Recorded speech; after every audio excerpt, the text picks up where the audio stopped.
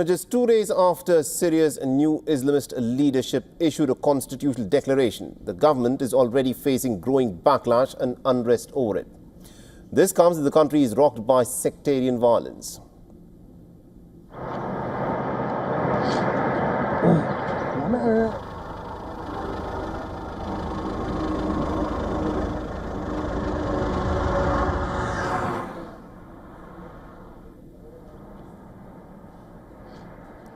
According to the Syrian state media, at least about 3 people were killed and 12 others injured in a blast in Syria's coastal city of Latakia. Now, the cause of the blast remains unclear.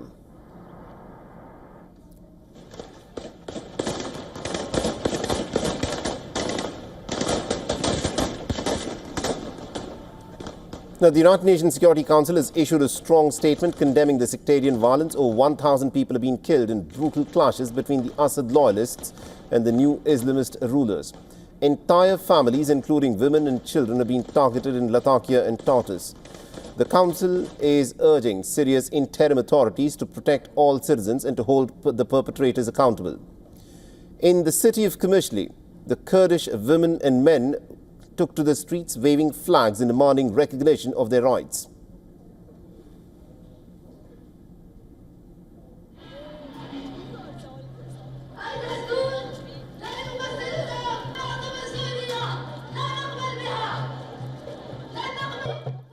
Now, these protests have come as the new constitutional declaration retains the Islamic jurisprudence as the main basis of the law.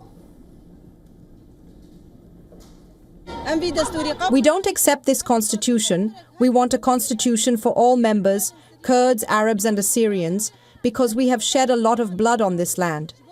We will not accept the new constitution. Everyone must be represented in it. The tensions are escalating in the Golan Heights, where the United Nations peacekeeping chief has called for an end to Israeli military occupation of the Syrian lands. Despite a 1974 agreement limiting the area to United Nations peacekeepers, the State of Israel has declared that the Israeli troops will remain in occupation in Syria for an unlimited time to secure the region. Now, Russia's presence in Syria also remains a key factor. Now, Moscow continues to operate its airbase in Latakia, a crucial strategic asset. As violence engulfs the coastal regions, hundreds of Syrians, primarily Alawites and other minorities, have sought sanctuary at the Russian airbase, fearing attacks from the sectarian militias. So it is incumbent on everybody to work together to ensure national unity and that Syria is for all Syrians.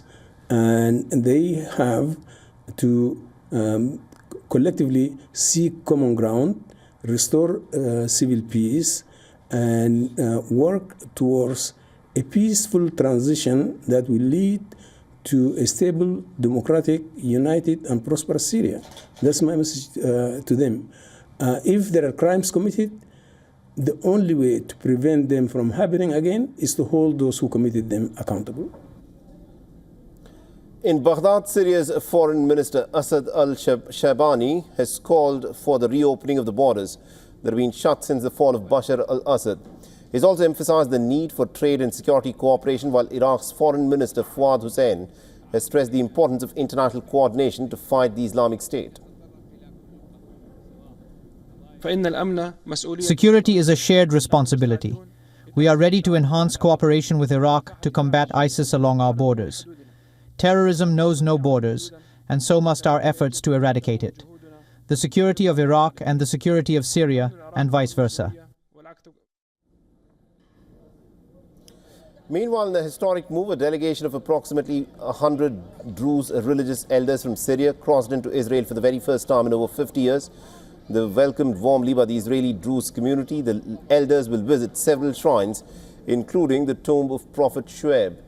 Now, this visit comes amidst the rising tensions as Israel signals support for the Druze amid suspicions about Syria's new government.